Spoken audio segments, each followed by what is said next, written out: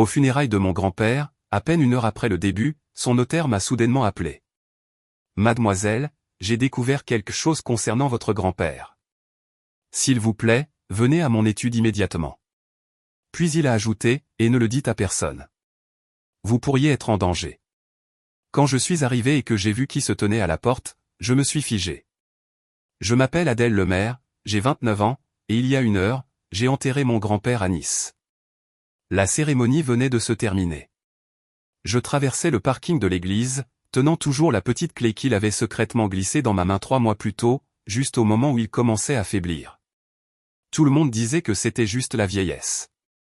Mon téléphone a vibré. Numéro inconnu. Adèle, c'est le notaire de votre grand-père, son plus vieil ami. J'ai reçu une enveloppe qu'il a postée la veille de sa mort. Ce qu'il y a à l'intérieur change tout. Venez à mon étude sur la rue Masséna tout de suite. Venez seul. Ne le dites pas à vos parents ni à votre frère. Sa voix tremblait. J'ai conduit directement là-bas. 10 minutes plus tard, j'ai atteint le bâtiment. L'étude était presque dans le noir. La porte était entr'ouverte, oscillant dans la brise. Je l'ai poussée. À l'intérieur, mon jeune frère, Nicolas, avait plaqué le notaire contre le mur, un poing tordu dans son col, grondant « Donnez-moi le Nouveau Testament, vieil homme. » Maintenant. Les yeux terrifiés du notaire ont croisé les miens à travers la pièce. À la seconde où mon frère s'est tourné vers moi, le notaire a poussé quelque chose de dur dans la poche de ma veste et a articulé un seul mot que je n'oublierai jamais, « Fuyez ». Mon sang se glaça. Ma propre chair et mon propre sang menaçaient le seul homme en qui mon grand-père avait le plus confiance en ce monde. Quoi qu'ils cachaient, ils étaient prêts à blesser n'importe qui pour le garder secret. Si vous regardez ceci en ce moment, laissez votre ville et l'heure exacte dans les commentaires. J'ai besoin de savoir qui entre dans ce cauchemar avec moi, car ce qui suit vous donnera la chair de poule. J'ai quitté l'étude du notaire et j'ai conduit directement à la villa familiale sur l'avenue des Pins, les mains tremblantes sur le volant pendant les 10 kilomètres entiers. Mes parents et Nicolas étaient déjà rentrés de la réception, disant qu'ils avaient besoin de repos. La maison était sombre, à l'exception de la lumière du Porsche. Je me suis garé 2 maisons plus loin, j'ai coupé le moteur et j'ai attendu que chaque fenêtre s'éteigne. C'est seulement alors que je me suis glissé par le portail latéral et suis entré par la porte de la cuisine que j'avais laissé déverrouiller ce matin-là. Le sol en marbre était froid sous mes pieds nus alors que je montais l'escalier de service, évitant la 3e marche qui grinçait toujours. La porte de la chambre de mon grand-père était fermée. Je l'ai ouverte doucement, me suis glissé à l'intérieur et l'ai verrouillée derrière moi. L'odeur familière d'air salin et de sa vieille eau de Cologne au cèdre m'a frappé comme un coup de poing. Je n'ai pas allumé le plafonnier, juste la petite lampe sur sa table de chevet. Le tableau de son premier bateau de charter était toujours accroché légèrement de travers. Je l'ai décroché du mur. Le coffre-fort était exactement là où il me l'avait montré des années auparavant, à l'époque où il plaisantait en disant que c'était pour un trésor de pirate. J'ai inséré la minuscule clé en laiton. Le cadran a tourné avec un léger déclic. À l'intérieur se trouvait une seule enveloppe Kraft épaisse et rien d'autre. Je l'ai portée sur son lit, me suis assise et j'ai ouvert le fermoir en métal. La première feuille était une seule page de son écriture, datée de 11 jours avant sa mort. Ma très chère Adèle, si tu lis ceci, c'est que je n'ai pas survécu. Pendant 11 mois, quelqu'un dans cette maison a remplacé mes médicaments pour le cœur par des pilules qui me détruisaient lentement. J'ai d'abord remarqué la différence de goût, puis les vertiges, puis la douleur thoracique qui ne partait jamais vraiment. Je faisais semblant d'avaler ce qu'il me donnait chaque matin et chaque soir, je cachais les comprimés dans ma paume et j'ai commencé à me rendre chez un cardiologue privé à Marseille sous prétexte de réunion d'affaires.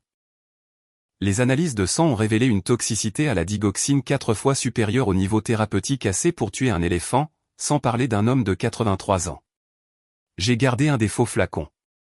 Il est dans le sac en plastique derrière cette lettre. Il y a 2 semaines, j'ai rencontré un notaire sur le continent et j'ai fait rédiger un Nouveau Testament. Tu hérites de 78% de toute la succession, les 42 navires de charter, les 3 quais, les propriétés commerciales, les comptes de courtage, tout. Tes parents sont entièrement exclus.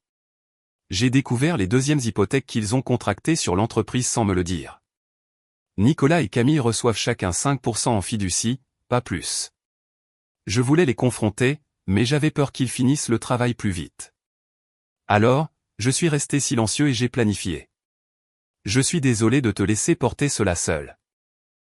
Tu as toujours été la seule à vraiment aimer l'océan comme moi. Protège-le pour moi. Avec tout mon amour, papy. Je l'ai lu 3 fois avant que les mots ne cessent de se brouiller. Derrière la lettre se trouvaient 30 pages, le testament notarié avec les tampons d'enregistrement, les rapports de laboratoire sur papier à en tête du CHU de Nice, les formulaires de chaîne de possession et le sac de preuves scellé contenant le flacon de pilules contrefait. Tout était daté, signé, attesté par témoin et paraphé en triple exemplaire inattaquable. J'ai pressé les papiers contre ma poitrine et j'ai senti la pièce tanguer. Les mêmes mains qui me bordaient quand j'avais 5 ans, les mêmes voix qui chantaient « Joyeux anniversaire » chaque juillet, lui avaient administré du poison pendant près d'1 an, croyant que sa mort leur donnerait les clés d'un empire. Il n'avait jamais imaginé qu'il réécrirait les règles pendant qu'il comptait les jours. Je suis resté assise sur son lit jusqu'à ce que les premières lueurs de l'aube se glissent à travers les volets, tenant la preuve que les gens en bas étaient des étrangers portant les visages de ma famille. La maison est devenue une cage. Mon père, Grégoire, a commencé à poser la même question chaque matin au café.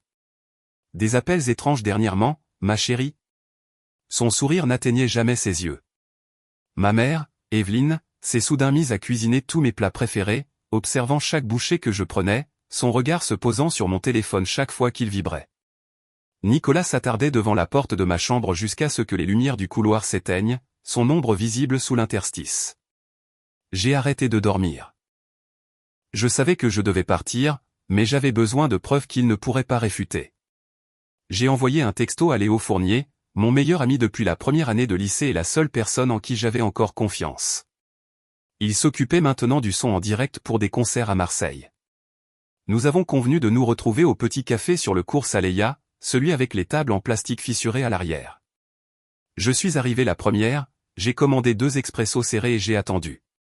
Léo est entré, portant un sweat à capuche noire malgré la chaleur, s'est glissé sur la chaise en face de moi et n'a pas perdu de temps. Montre-moi. J'ai fait glisser mon téléphone sur la table. J'avais photographié chaque page du coffre-fort la nuit précédente. Il a fait défiler les images en silence, la mâchoire se crispant à chaque glissement. Quand il a fini, il a levé les yeux. Ce soir, ils sortent le grand yacht pour une croisière commémorative au coucher du soleil. Toute la famille. La maison sera vide pendant au moins 5 heures. On y va à 21 heures.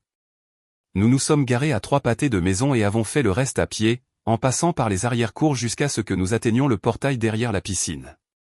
Léo avait un cloneur de badge magnétique bon marché. La porte latérale du garage s'est ouverte en quelques secondes. À l'intérieur, ça sentait le carburant de bateau et le chlore. Nous avons agi vite. Il s'est d'abord occupé du bureau de mon père. Le tiroir du bas du bureau en acajou était verrouillé, mais un tournevis plat a réglé le problème. À l'intérieur d'un dossier intitulé « Fourniture médicale », se trouvaient des reçus de virement bancaire d'un compte au nom de jeune fille de ma mère vers un laboratoire à Grasse. Chaque reçu mentionnait « comprimé de digoxine 0,25 mg ». Sans impression.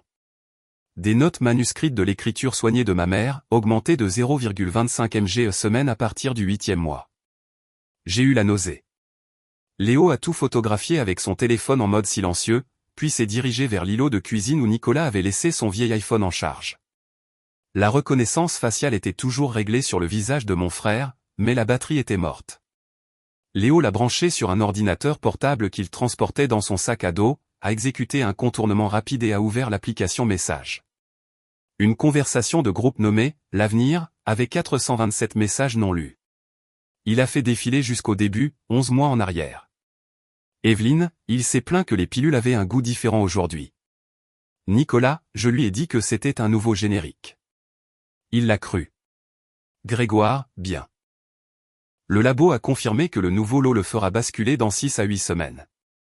Evelyne, une fois que le médecin signe le certificat, les banques libèrent la garantie. On est tiré d'affaire. Nicolas, 4,8 millions d'euros de liquidité d'ici la fin du trimestre. On disparaît si nécessaire. Grégoire a envoyé une photo il y a 2 semaines, un sac de sport noir rempli d'argent sur le bureau. Légende, police d'assurance. Le visage de Léo est devenu blanc. Il a sauvegardé toute la conversation sur un disque crypté, puis a effacé toute trace de notre passage. Nous sommes sortis par le même chemin, en verrouillant la porte derrière nous. Debout sous le lampadaire de la rue de France, il m'a tendu le disque. Ils l'ont vraiment fait, a-t-il dit à voix basse. Et ils pensent qu'ils sont sur le point de devenir riches. J'ai regardé le petit morceau de plastique dans ma paume, sentant à nouveau le sol se dérober sous mes pieds. Ils n'ont aucune idée que l'argent est déjà hors de leur portée, ai-je murmuré. Léo a hoché la tête une fois. Alors, assurons-nous qu'ils la prennent à leurs dépens. Léo ne voulait prendre aucun risque avec les caméras de la maison, alors il a attendu que les détecteurs de mouvement s'éteignent à 22h42. Il a marché les 4 pâtés de maison depuis notre lieu de stationnement, vêtu de noir, casquette basse, se déplaçant comme un autre touriste qui avait bu un pastis de trop. J'observais depuis la voiture de location, le cœur battant. 37 secondes plus tard, il était sous le Mercedes AMG G63 noir surélevé de Nicolas. Il a pressé le minuscule enregistreur vocal de qualité militaire, sans lumière, batterie de 48 heures contre le longeron du châssis au-dessus de l'essieu arrière. Un aimant l'a fixé en place. Il était de retour sur le siège passager avant que la voiture suivante ne passe. Nous nous sommes rapprochés d'un pâté de maison, nous sommes garés sous les branches pendantes d'un pin parasol sur le boulevard Carnot, avons coupé le moteur et avons mis des écouteurs sans fil. La connexion s'est établie instantanément. Un léger bruit de route, puis le grondement sourd du véhicule sortant pour le port. Nous sommes restés silencieux. L'enregistreur a tout capté parfaitement. À 23h51, le véhicule est revenu par le portail.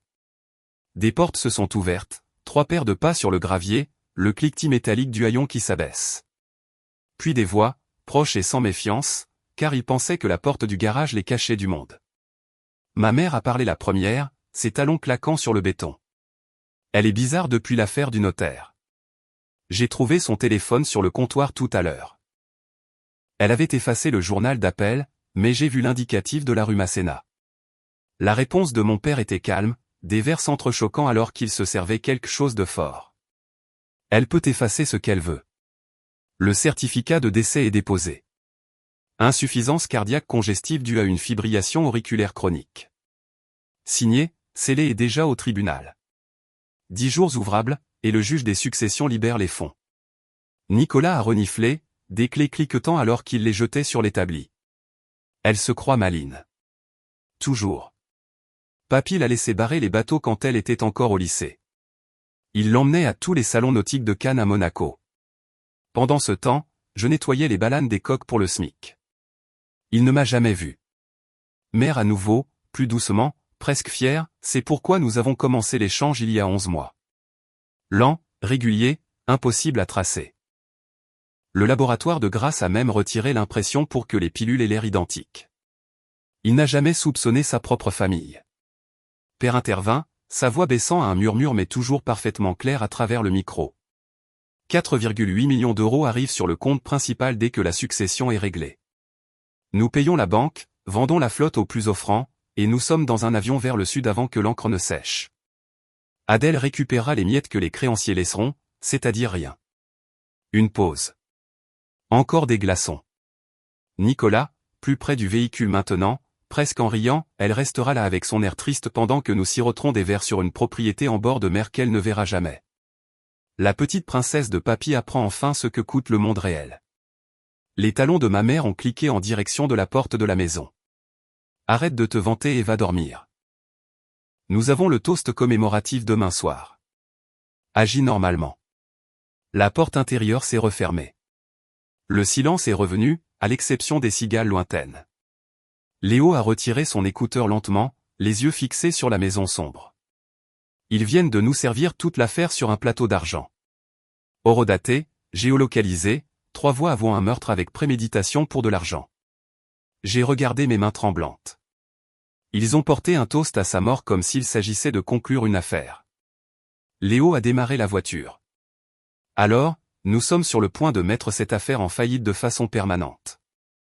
Le matin de la lecture officielle du testament est arrivé, clair et chaud. La Société Générale avait réservé sa plus grande salle de conférence au 2e étage, avec vue sur la promenade des Anglais.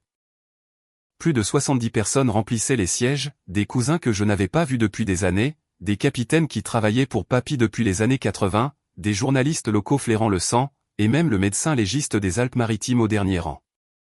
Mes parents et Nicolas ont pris la première rangée, au centre, habillé comme s'il assistait à une fête de la victoire. Mère en perles, perdant son blazer marine avec l'écusson familial, Nicolas avec des lunettes de soleil qu'il refusait de retirer à l'intérieur. Il souriait à tout le monde, acceptant les condoléances avec une grâce étudiée. Je me suis assise 3 rangées derrière eux, Léo à côté de moi dans un costume emprunté, une sacoche d'ordinateur à ses pieds. Maître Thomas voisin, paraissant 10 ans de plus que la dernière fois que je l'avais vu, se tenait au pupitre. Des cernes sombres entouraient ses yeux. Ses mains tremblaient en ouvrant le dossier en cuir. Il s'est éclairci la gorge. Mesdames et messieurs, nous sommes ici pour lire le dernier testament de Jacques Lemaire, exécuté et notarié exactement 14 jours avant son décès. Il a commencé à lire les clauses standards. Puis il a atteint les dispositions testamentaires.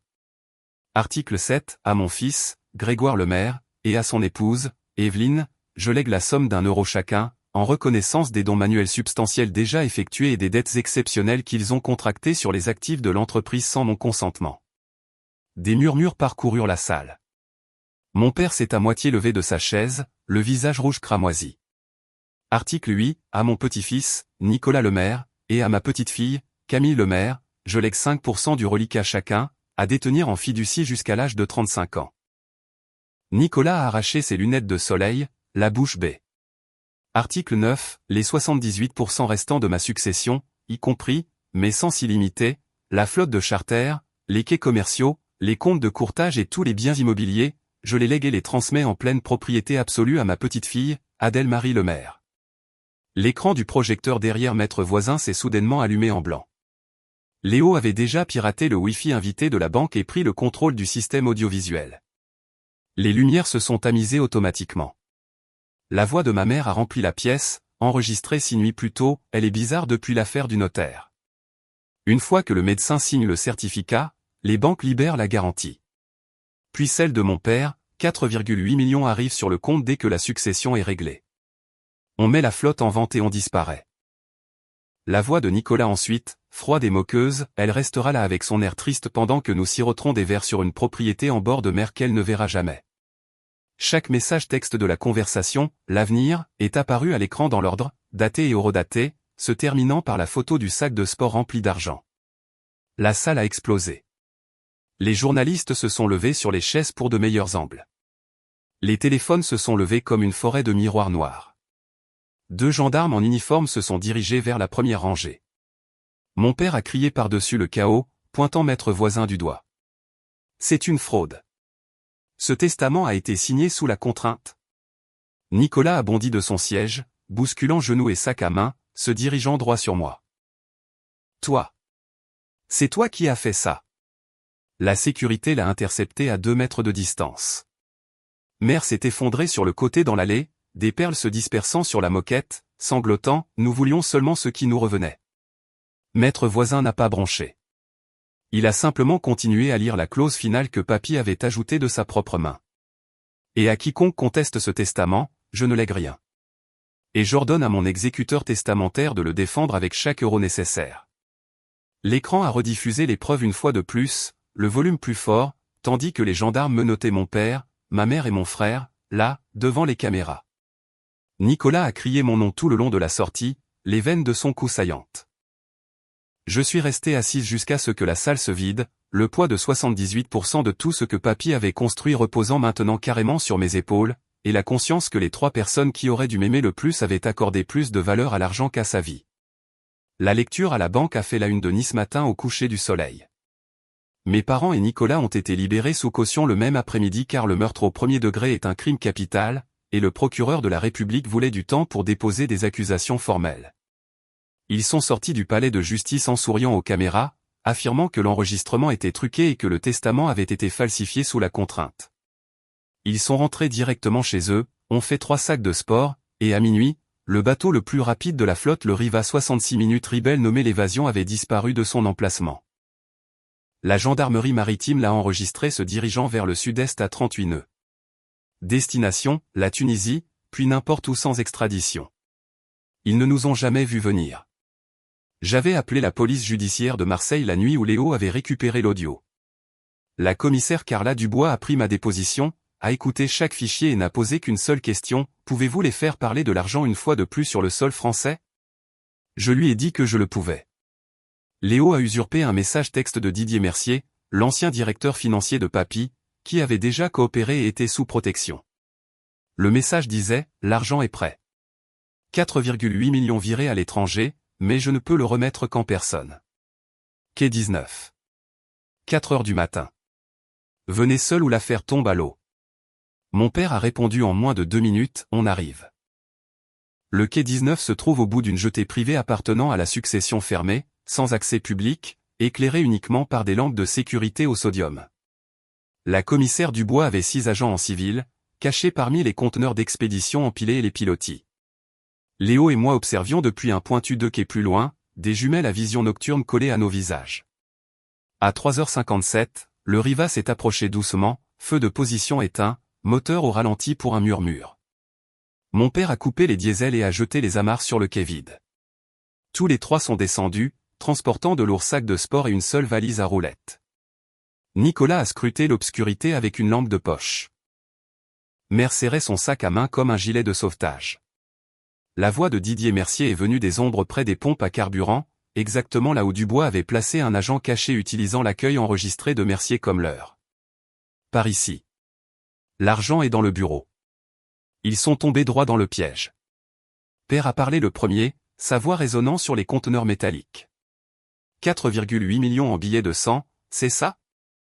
On est parti d'ici avant le lever du soleil. L'agent a répondu avec la cadence exacte de Mercier. L'argent est à l'intérieur. Allons-y, Nicolas a laissé tomber son sac, s'est étiré. Une fois qu'on aura passé les îles de l'Airain, Adèle pourra avoir les restes. Elle aura de la chance si elle garde une barque qui fuit. Mère a ri nerveusement. Elle s'est toujours crue spéciale. Il est temps qu'elle apprenne autre chose. Père a posé la valise sur le quai et l'a ouverte. Des piles de papier blanc enveloppées pour ressembler à de l'argent. Accessoire de base pour une opération d'infiltration. Comptons-le et partons. C'est à ce moment que les projecteurs se sont allumés. 12 agents de la brigade de répression du banditisme en gilet d'intervention sont sortis, armes au poing. Police. Les mains en l'air. Ma mère a crié. Nicolas s'est retourné, cherchant une issue qui n'existait pas. Père s'est figé, la bouche ouverte. Dubois s'est avancé, lisant une carte. Grégoire Lemaire, Évelyne Lemaire, Nicolas Lemaire. Vous êtes en état d'arrestation pour association de malfaiteurs en vue de commettre un meurtre, escroquerie en bande organisée et tentative de fuite. Vous avez le droit de garder le silence. Nicolas s'est jeté sur le bastingage du bateau. 2 agents l'ont plaqué face contre le pont en teck. Mère s'est effondrée à genoux, sanglotant, s'agrippant à la chemise de Nicolas. Ne dis rien, mon bébé. Ne dis rien. Père a juste fixé le faux argent, la prise de conscience le frappant enfin. Il l'a changé. Il a vraiment tout changé. Les menottes ont cliqué. Les agents ont mis les sacs de sport sous scellés comme preuve d'intention de fuir. Les caméras piétons et les caméras du quai ont enregistré chaque seconde. Nicolas, saignant de la lèvre là où il avait heurté le pont, a regardé droit vers le pointu et m'a vu debout sous la lumière. Tu nous as piégés, a-t-il craché. Je n'ai pas répondu. Je n'en avais pas besoin. Les microphones ont parfaitement capté ses aveux. Au lever du soleil, le Riva était saisi. Tous les 3 étaient dans un fourgon cellulaire vers la maison d'arrêt de Marseille, et l'histoire faisait la une de tous les journaux locaux et nationaux. Ils ne sont jamais arrivés en Tunisie. Ils n'ont jamais touché un seul euro. Le palais de justice de Marseille s'élevait comme une forteresse de béton contre le ciel doux. À l'intérieur de la salle d'audience 12A, la climatisation bourdonnait assez fort pour couvrir les toux nerveuses. La sélection du jury avait pris 4 jours complets. On a demandé à chaque juré potentiel s'il avait déjà perdu un grand-parent à cause de la maladie et si l'argent avait déjà divisé sa famille. 3 ont été récusés pour des larmes seules. Les déclarations liminaires ont commencé un lundi. La procureure de la République, Marie Leclerc, portait un tailleur bleu marine et parlait sans note. Elle a dit au juré que ce n'était pas un « qui l'a fait ».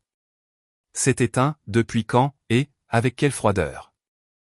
Elle a exposé la chronologie sur un tableau, 11 mois de pilules échangées, d'ordonnances de laboratoire falsifiées, de textos de célébration à propos d'un argent qu'il croyait déjà leur.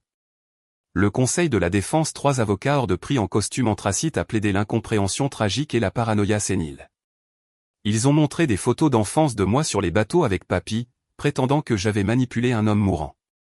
Le jury est resté de marbre. J'ai été le premier témoin appelé. La procureure Leclerc m'a fait passer en revue chaque pièce à conviction lentement, la lettre du coffre-fort, les rapports sanguins de digoxine, les reçus de la pharmacie de Grasse, les captures d'écran de la conversation de groupe, l'enregistrement du garage, la vidéo du quai. Chaque document est apparu sur les 2 écrans géants avec une clarté parfaite. Lorsque l'audio du garage a été diffusé, où mes parents et mon frère riaient de « cause naturelle » à quelques jours près, la salle d'audience est devenue complètement silencieuse, à l'exception de l'enregistrement lui-même. Le contre-interrogatoire a duré 3 heures. L'avocat principal de la défense a essayé de me déstabiliser avec des questions sur ma richesse soudaine et si je me sentais coupable d'hériter de tout. J'ai répondu de la même manière à chaque fois, je me sens coupable que les gens qui m'ont élevé aient accordé plus de valeur à l'argent qu'à sa vie. Mon père a pris la barre ensuite. Il portait un costume d'emprunt de taille trop grand. Il a affirmé que papy souffrait de démence crépusculaire et que je l'avais contraint à signer le Nouveau Testament lors d'une visite à l'hôpital. La procureure l'a anéanti lors du contre-interrogatoire avec le témoignage du notaire et les registres des visiteurs de l'hôpital montrant que je n'avais jamais été seul avec papy après la signature du testament. Mère a pleuré pendant tout son témoignage, le mascara coulant, insistant sur le fait qu'elle voulait seulement protéger l'entreprise de la faillite. Le jury a regardé la même femme sur l'enregistrement du quai dire « Elle aura de la chance si elle garde une barque qui fuit » et a cessé de croire à ses larmes. Nicolas a refusé de témoigner. Son avocat a demandé la suppression de tous les enregistrements comme étant des écoutes illégales. La juge Hélène Moreau a rejeté la requête dans une ordonnance de 23 pages, citant des circonstances urgentes et le consentement d'une des parties. Les preuves sont restées. Les plaidoiries finales ont duré une journée. La procureure Leclerc a terminé avec une seule photographie projetée derrière elle, papy et moi sur le flybridge le jour où j'ai obtenu mon permis hauturier, tous 2 brûlés par le soleil et riant. Ils l'ont assassiné pour un héritage qu'ils n'ont jamais mérité et jamais reçu, a-t-elle dit calmement. Assurez-vous qu'ils n'en profitent jamais. Le jury a délibéré pendant 4 heures et 12 minutes. Coupable de tous les chefs d'accusation, meurtre avec préméditation, empoisonnement, abus de faiblesse sur personnes vulnérables, escroquerie, blanchiment d'argent. Le code pénal français imposait une seule et unique peine. La juge Hélène Moreau a regardé chaque accusé à tour de rôle. Grégoire Lemaire, réclusion criminelle à perpétuité. Évelyne Lemaire, réclusion criminelle à perpétuité. Nicolas Lemaire, réclusion criminelle à perpétuité. Camille était assise au dernier rang, bénéficiant de l'immunité pour son témoignage sur le fait d'avoir entendu le plan mais de ne l'avoir jamais signalé. La juge a révoqué sa fiducie de 5% dans son intégralité. Chaque centime a été redirigé vers un fonds d'indemnisation des victimes. Alors que les gardes passaient les menottes, Nicolas s'est tourné vers la galerie. Ses yeux ont croisé les miens à travers la salle d'audience. Pendant une seconde, la haine s'est fissurée et quelque chose de brut du regret, peut-être de la peur a vacillé. Puis le masque est retombé. Il a articulé un seul mot que je n'avais pas besoin d'entendre pour comprendre. Je me suis levé, j'ai lissé ma jupe et je suis sorti sans regarder en arrière. Les portes se sont refermées derrière moi avec un bruit sourd qui ressemblait exactement à « final ». Je me tenais seul devant la tombe de papy au cimetière du château de Nice par un jeudi matin tranquille. La pierre tombale était en granit gris simple, Jacques Lemaire, 1939 à 2024. Gardien de la mer. Une légère brise transportait l'odeur de sel et de frangipanier à travers les rangées de tombes blanches. J'ai déposé un bouquet de tournesol à la base, ses préférés. 2 ans plus tôt, j'avais légalement changé mon nom pour Adèle Marie Cole, le nom de jeune fille de ma mère avant qu'elle n'épouse un Lemaire. Le greffier de la mairie de Nice n'a même pas sourcillé. Les documents ont été déposés la même semaine où les peines de prison sont devenues définitives. Le nom Lemaire ne m'appartenait plus. La flotte fonctionne toujours avec 42 bateaux, mais maintenant chaque capitaine est salarié. Chaque membre d'équipage bénéficie d'une mutuelle, et les bénéfices au-delà des coûts d'exploitation vont directement au fonds de bourse d'études médicales Jacques Lemaire. 58 bourses complètes ont déjà été accordées à des étudiants de première génération étudiant la cardiologie ou la médecine gériatrique des enfants qui ont grandi avec les aides sociales mais ont obtenu des mentions très bien à leur première année de médecine. Je lis chaque candidature moi-même. Camille a essayé de me contacter une fois, 6 mois après la condamnation, demandant si elle pouvait avoir quelque chose, pour se souvenir de papy. Je lui ai renvoyé une simple carte postale du cimetière avec les mots « Tu as déjà ton souvenir » écrit au dos. Elle n'a plus jamais écrit. Léo a déménagé à Paris pour mixer des disques en direct pour des artistes, mais il revient toujours en février pour la cérémonie des bourses. Nous buvons du café sur le quai au lever du soleil et ne parlons pas du procès. Parfois, les touristes demandent pourquoi la plus grande compagnie de charter de la Côte d'Azur est dirigée par une femme de 29 ans sans nom de famille sur les enseignes. Je leur dis la vérité. L'homme qui l'a construite voulait que l'océan reste ouvert à tous, pas verrouillé derrière la cupidité. Je me suis agenouillé, j'ai brossé un peu de sable de la pierre et j'ai prononcé les mots que je portais depuis 2 ans. J'ai tenu ma promesse, papy. Pas un seul de tes euros n'est jamais parvenu entre leurs mains. L'entreprise est saine, les bateaux sont entretenus, et chaque jeune que nous aidons à faire ses études de médecine porte ton nom sur son diplôme. Ils sauveront des vies que tu n'as pas pu vivre. Je me suis levé, j'ai tourné le dos à la tombe et j'ai descendu le sentier de gravier vers le portail. Le soleil était chaud sur mon visage, le même soleil qui avait réchauffé le sien chaque matin qu'il passait sur l'eau. La famille, ce n'est pas toujours le sang. Parfois, la famille est la promesse que vous tenez quand tous les autres brisent la leur. Parfois, la justice n'est pas bruyante. Elle est calme, constante et finale. Et parfois, le plus grand héritage n'est pas du tout l'argent. C'est de savoir que vous avez fait ce qu'il fallait, que vous avez choisi la vérité quand les mensonges auraient été plus faciles.